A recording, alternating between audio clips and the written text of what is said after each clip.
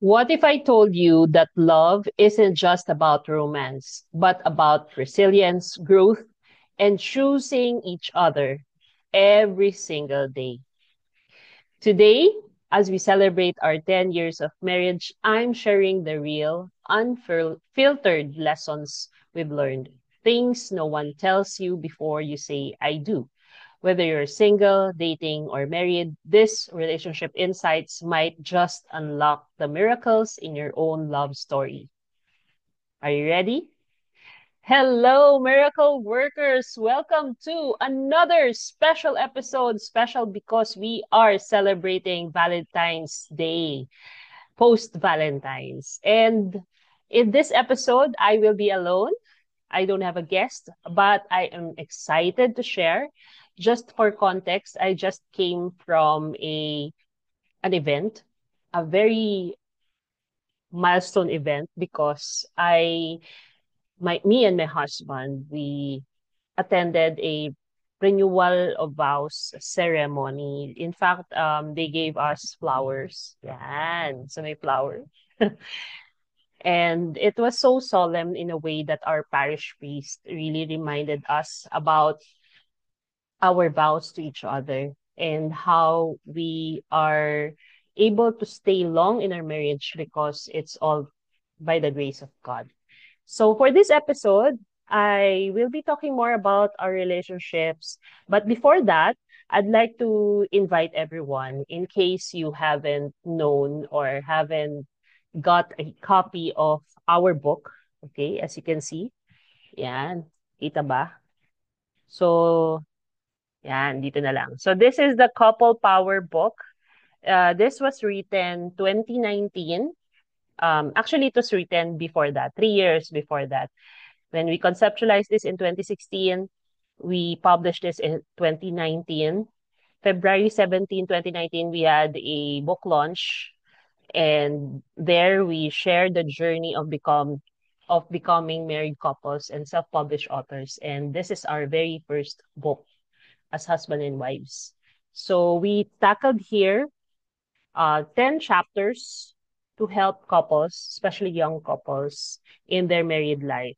Even if you're still single, you're free to also read this book because this will help you guide you when we become a couple.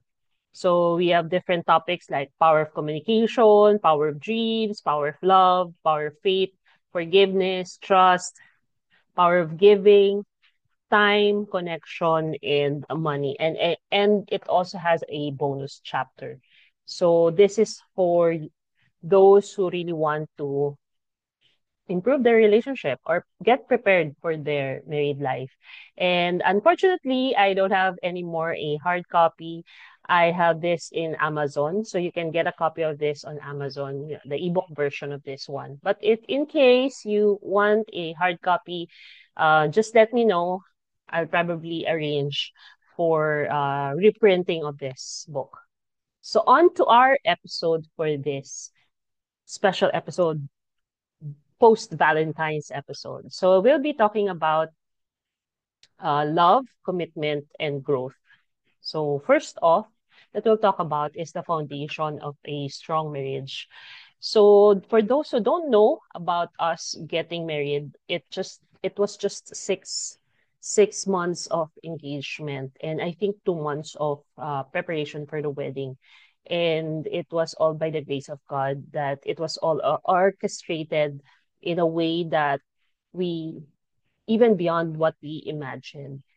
So here are some of the things that I want to share with you. Like in terms of having a strong foundation, it is really important that you share the same values and vision when it comes to marriage, that you really prioritize having your a family so that you get to align everything in terms of your career, finances, your goals as a family. If you plan to have kids, how many kids do you have? In our case, we plan to have kids, but we are still a work in progress. So in our 10 years of marriage, we are still a childless couple, but we are still hoping and praying and trusting the Lord that in His perfect time, He will be giving that to us.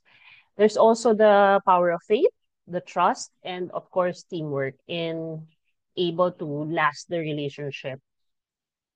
So make sure that you have a strong foundation when it comes to that. Because if at the very start, the foundation is not strong enough, then most likely the marriage won't last long.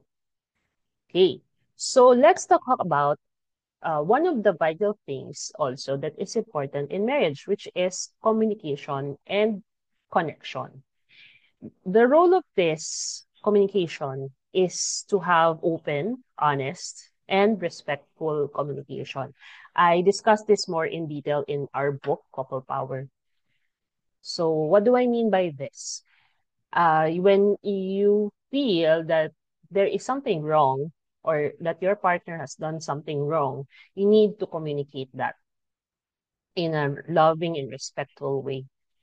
Don't nag about it. Similarly, if you feel that um, you're not, you're what you're about to say is not going to be helpful for the relationship, you need to think first before you speak. Because once you have uttered those hurtful words, then it may stick to the minds and hearts of your spouse. So it's important that you are able to um, handle that well. Also, it's important to handle conflicts constructively. I really believe in giving feedback to each other. Similarly, in what we do in Toastmasters, I share that the power of sandwich approach in giving feedback, wherein you give first things that you commend or compliments to your partner, and then you give your recommendations or suggestions on how your relationship can be improved, and then you end it on a high note or a positive note, so that when you give your recommendations, suggestions, it's not like criticism, it's not taken negatively. So it's important that it's encouraging, it's positive, it's something that can be taken easily. And also, I can stress the importance of knowing your love language. So if you're not yet familiar, there's a deep dive on the love language in our book, Couple Power. So this is originally conceptualized by Dr. Gary Chapman. There is a book about the love languages. You can search that. If you haven't taken that assessment, you may do that because early on in our relationship, I did that to us, no, even if hindi pa kami kasal noon ni Ice. So as to know how we could express our love for each other more, and that love that is being expressed is more appreciated. So if you know the love languages, words of affirmation, physical touch, gifts, time, and acts of service. And among the five, both of us have the same giving of love, which is acts of service. We love to serve one another. We love to serve other people. But the receiving is also different. So in my case, my receiving of love is more on the physical touch, and then my husband is on the words of affirmation. So it is also important that you know not only the giving, but also the receiving. And by the way, this not only applies to romantic relationships, this can also be applied in your relationships with your family members, also with your coworkers. Very important. And always express your appreciation to your partner, to your spouse, because uh, even if small things that they show to you as a sign of love, you really have to express your love and affection and appreciation so that they don't feel taken for granted in the relationship. That's something that we want to actually avoid. Okay, now moving on to our next topic, which is about growth and adaptability.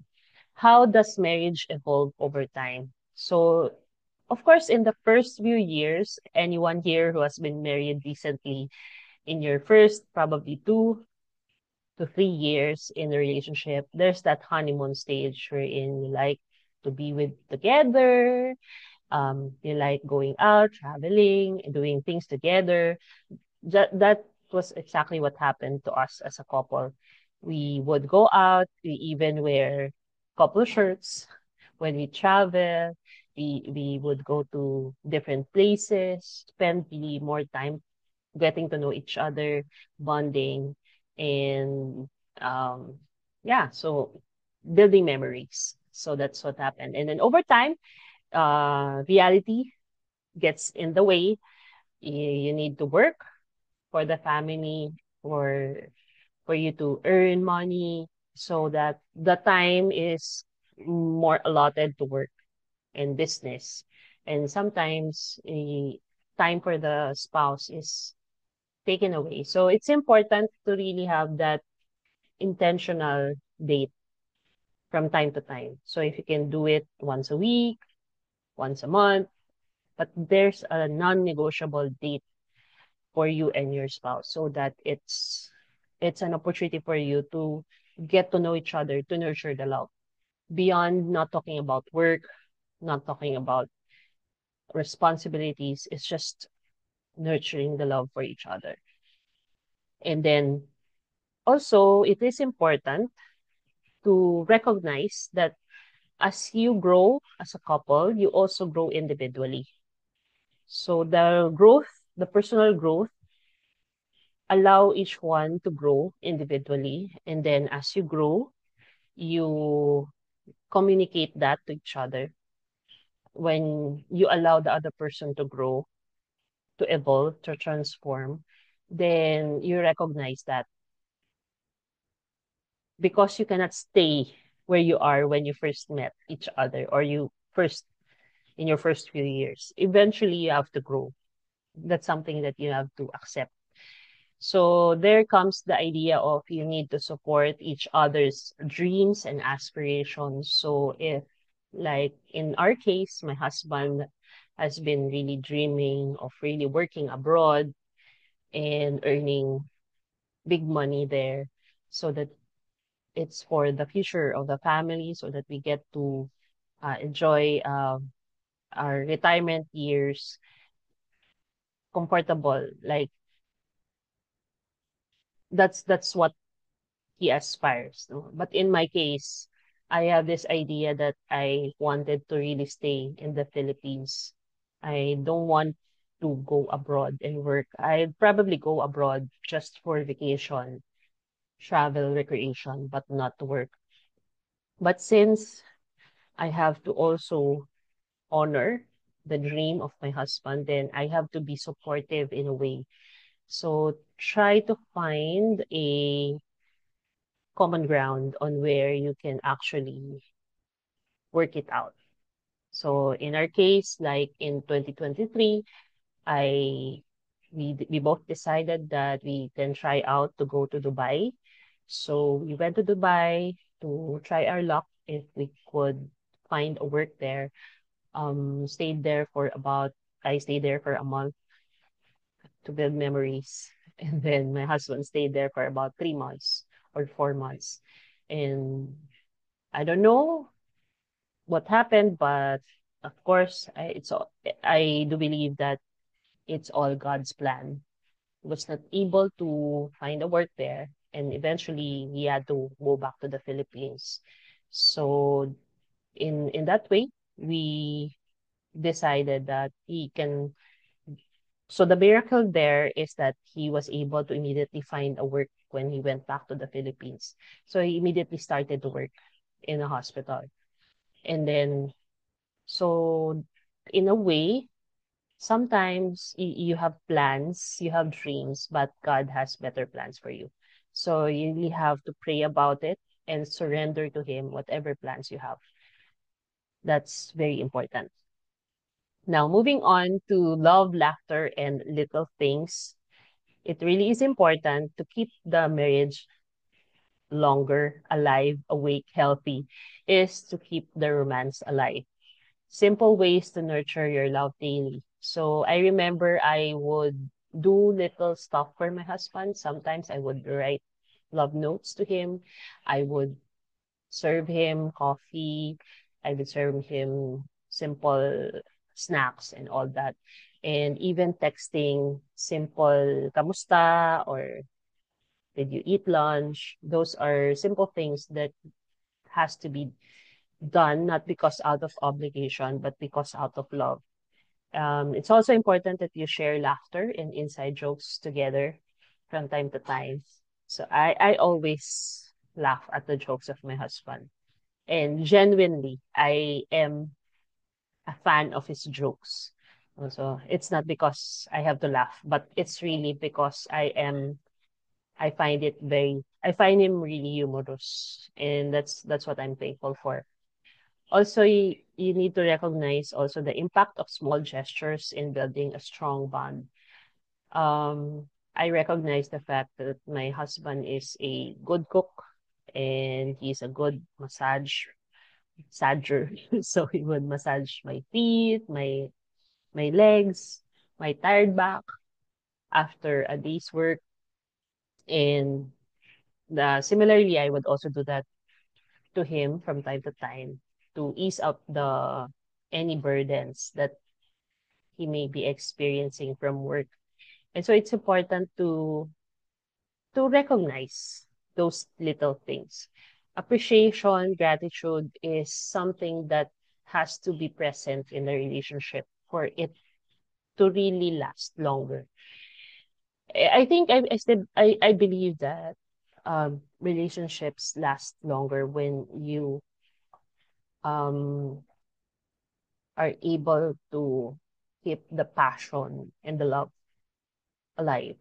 Um, no matter how long you are together, there are still things you can discover more about your spouse. So that's very important. Okay, so now I'm proceeding to the lessons from my 10 years of marriage. What are the biggest takeaways from our 10 years of being together? Um, a lot of lessons. Number one is really to um, respect one another, give respect to one another. Like if the other person is feeling already unsafe, disrespected, then also the other person have to communicate that to the spouse. You can never assume or never predict what your spouse is actually thinking. You really have to voice it out, to be open in your communication. Because if you assume that, oh, it's okay, ah, everything's okay in our relationship, then that can be a sign that you are not sensitive enough to the needs and desires of your spouse.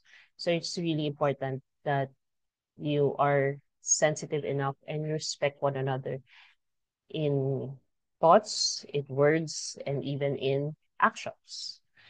My advice to newlywed couples that are navigating challenges really is to spend quality and quantity time. It's not enough that it's just all about quality of time. It's also important that you are consistent in giving time to one another. So even if you're from work within, let's say, 12 hours, you come home tired, you really have to make an effort to talk to your spouse, serve your spouse. No? So it's not an excuse that I came from work. You have to leave work behind. So you have to be present. So once you are together, drop all the other things and be in that moment to talk to each other, to exchange thoughts, stories, ideas, because that's important. What you pay attention or you focus on, that's how you grow. So you really have to pay attention to each other. So as much as possible, we try to take away or put away our cell phones when we date so that we don't have any distractions and we can really focus on the conversation. You can focus in the moment. So that's very important. Um, you will be encountering a lot of challenges in your relationship that I am assured of, but don't you worry because for as long as in our case, we believe that if God is in the center of your relationship, you just have faith. You become faithful to one another because God is in the center. You consult Him, God, in everything that you do, in every decisions, so that you become wiser. And if ever you make any mistakes, any failures along the way, you always go back to the Lord for healing, asking for forgiveness, asking for healing, so that you can fix or mend whatever was broken. Um, because love in marriage is a commitment. It's something that you have to really work hard because the devil definitely will be finding ways, the evil ones will be finding ways to break that bond that was given, the grace that was given to you. So he doesn't like the evil one doesn't like happy couples, seeing happy couples. He will find ways on how to break that bond. So be mindful to resist temptations and to be faithful to one another. So if you find yourself being tempted to do something that is not helpful for your relationship, cling on to God, pray more, read the Bible, be with happy couples. I feel that the environment as well is very important.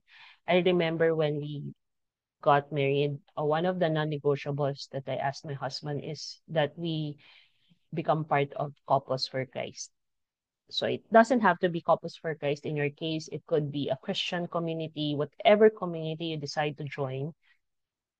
It has to be with happy couples, praying couples, because you cannot survive or even thrive your marriage if you do it by your own. You need to surround yourself with people who have actually gone through what you're going through.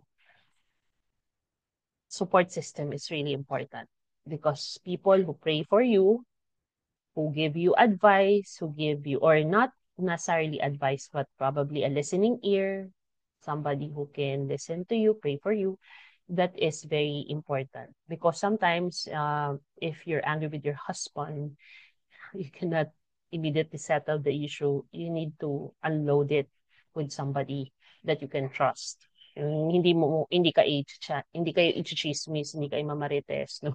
So kailangan yung may tiwala ka rin na it's confidential, it's something that you can keep it by yourself. So that's important, I believe. So that's it.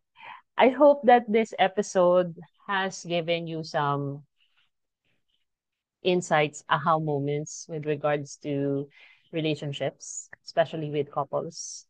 My message for my husband Ains is that I want to honor him for all the sacrifices, the hard work that he's been doing for our marriage, for just allowing me to do what I'm passionate about in my career, in my business, as well as for supporting me in all of my endeavors.